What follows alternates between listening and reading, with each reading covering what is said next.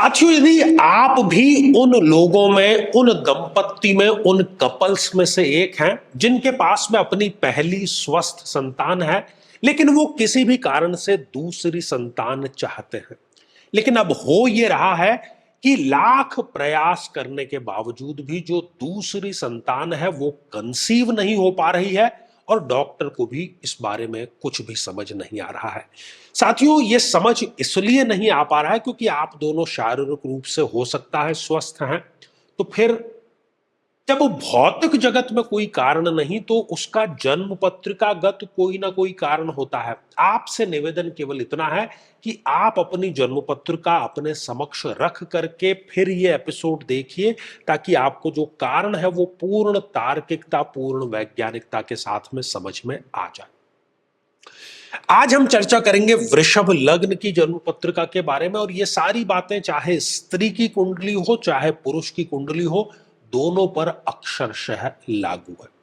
और यदि आपको अपने लग्न से संबंधित एपिसोड देखना है तो यहां आई बटन में हमने आपको उसका लिंक प्रोवाइड करा दिया है, जाकर के जरूर देखें, समझें और जानें।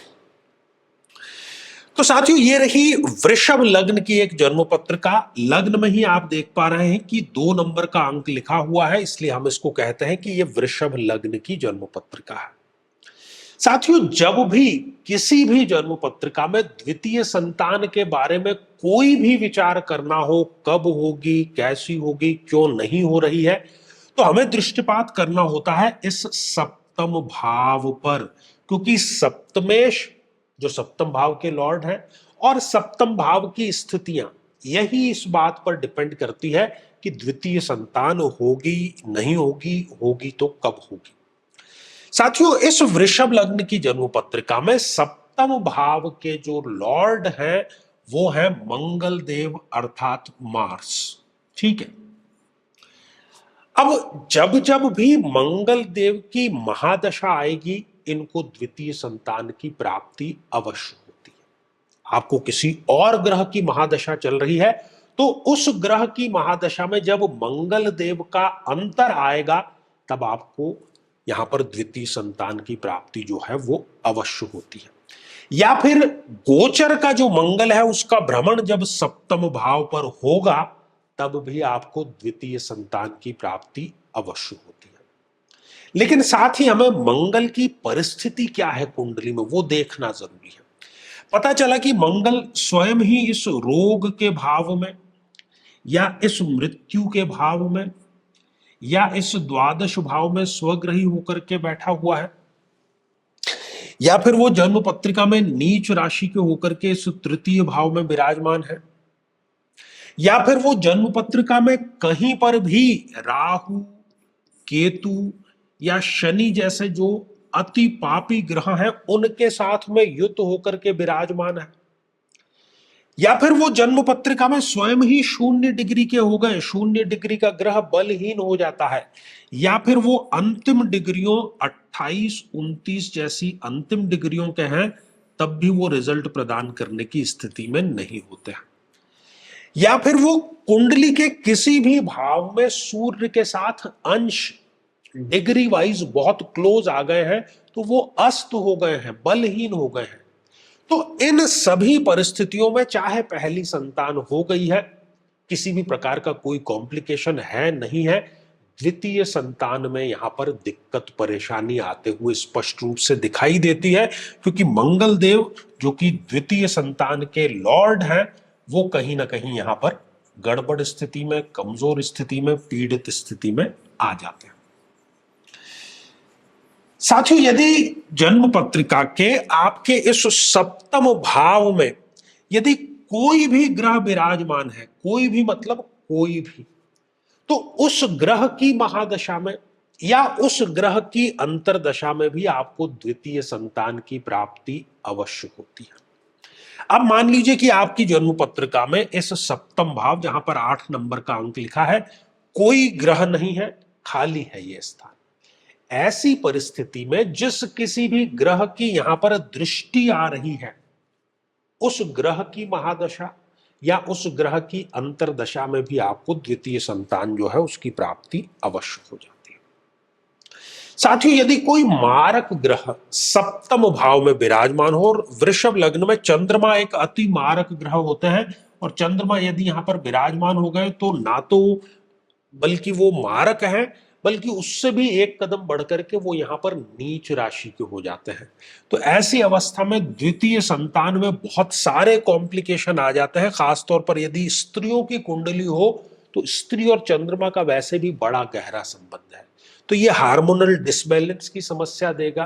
कहीं ना कहीं घनघोर मानसिक तनाव देगा, शीतलता जन्य जितने रोग होते हैं वो देगा, और साथ ही द्वितीय संतान में भी अननेसेसरी डिले कराने का कार्य करेगा।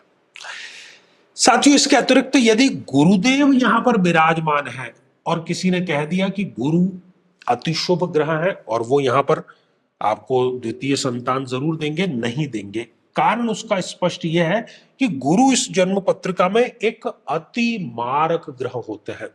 और वो द्वितीय संतान के भाव में विराजमान होकर के वो द्वितीय संतान में अननेसेसरी डीले जरूर करेंगे।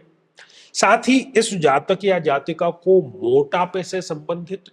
ट्यूमर से संबंधित या लीवर से संबंधित कोई ना कोई जो रोग है वो भी अवश्य दे देता है। साथियों, ऐसी सभी अवस्थाओं में इस जातक या जातिका को चाहिए कि वो महादशा मंत्र साधना जो है वो दीक्षित होकर के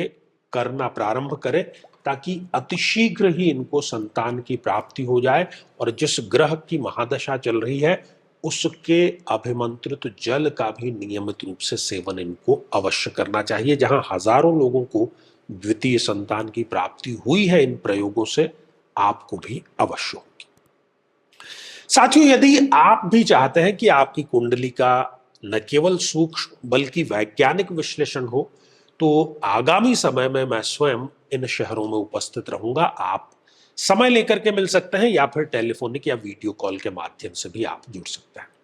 और यदि आप चाहते हैं कि आपके किसी एक प्रश्न का निःशुल्क मार्गदर्शन किया जाए, जो कि हमारे इसी चैनल पर प्रति शनिवार दोपहर 3 बजे हम खास लाइव कार्यक्रम लेकर के आते हैं, लेकिन उसमें शामिल होने के लिए आप हमारे इस वीडियो को हाइप कीजिए और उसका जो स्क्रीनशॉट है वो दिए गए व्हाट्सएप नंबर पर